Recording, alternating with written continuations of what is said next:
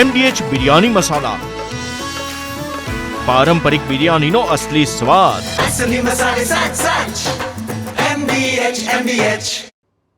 અમરેલીથી સમાચાર, જ્યાં ખેડૂતો માટે સરકારના આ સહાય પેકેજથી ભાજપના નેતા જ નારાજ છે। જ્યાં સહાય અયોગ્ય બતાવી ભાજપના નેતા ચેતન માલાણીએ રાજીનામું આપી દીધું। 10,000 કરોડના સહાય પેકેજને તેમણે ખેડૂત સાથે મશ્કરી ગણાવી।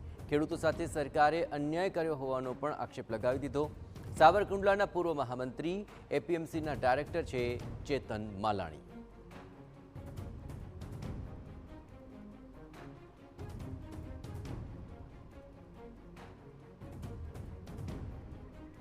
તો આપણી સાથે ખુદ ચેતન માલાણી જોડાયા છે। ચેતનભાઈ, આખરે સરકાર તો આને ઐતિહાસિક ટેકો ગણાવી રહ્યું છે, આપ તેમાં ક્યાં ખામી જોઈ રહ્યા છો? નમસ્કાર સાહેબ જી, સરકાર જે રીતે ઐતિહાસિક પેકેજ જાહેર કર્યું છે, પણ આ મારી દૃષ્ટિએ કે ખેડૂત માટે આ ઐતિહાસિક ક્રૂર રમત કરી છે કે પ્રતિ વીઘે 22,000 રૂપિયા, જી, એટલે એક વીઘે 3,520 રૂપિયા, બરોબર। હવે સિંગનું ઉત્પાદન આ વર્ષે 20 મણની આસપાસ અમારો અંદાજ હતો ખેડૂતનો।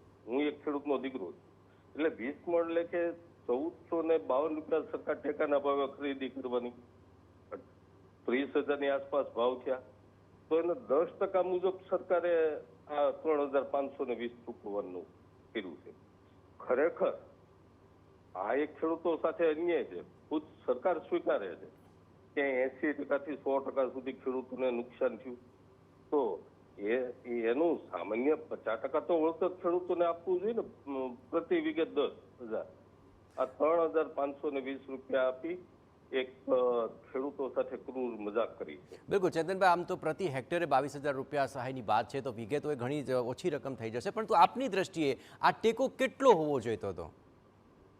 ટેકો મારી દ્રષ્ટિએ પ્રતિ વીઘે 20 મણ એટલે 1,452 રૂપિયા લેખે 30,000 રૂપિયા પ્રતિ વીઘે ઉત્પાદન આવતું। 80% મુજબ સરકાર કદાચ ચૂકવે કે 50% ચૂકવે તો 15,000 તો થાય ને, તો એની સામે 3,520 રૂપિયા। બિલકુલ, આપ જે ગણિત માંડી રહ્યા છો, શું આ ગણિતને લઈને આપે ઉપલી કક્ષાએ કે સરકારમાં રજૂઆત કરી છે? જો હાલ પૂરતી તો મેં મારા જિલ્લા ભાજપના અધ્યક્ષ શ્રી અતુલભાઈ કાનાણીને વોટ્સઅપના માધ્યમથી મારું રાજીનામું મેં મોકલ્યું કે એક ખેડૂતના દીકરા તરીકે આજે મને આ વ્યથા કે વેદના મારીથી આ સહન નથી થતી।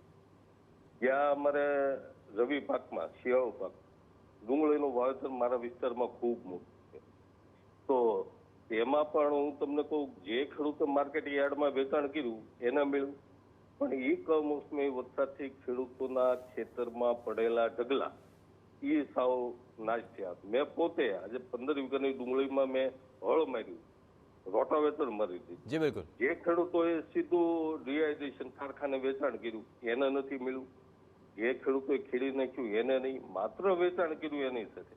એટલે આ એક ખેડૂતો સાથે ખરેખર એક આ મજાક। જી બિલકુલ, જનપ્રતિનિધિ તરીકે આપે ચોક્કસપણે રજૂઆત કરવી જોઈએ, પણ આપે નારાજીનામું આપી દીધું છે। હવે જોવાનું રહેશે કે આ મામલે હવે આગામી દિવસોની અંદર સરકાર આપની વાત ધ્યાને લે છે કે કેમ। ખૂબ ખૂબ આભાર ચેતનભાઈ ટીવી9 સાથે વાતચીત કરવા બદલ, પરંતુ જો ખુદ ભાજપના જનપ્રતિનિધિને જ વાત સાંભળવા નથી આવી રહી તેવું તેમનું માનવું છે, અને આખરે તેમણે નારાજીનામું આપી દીધું છે।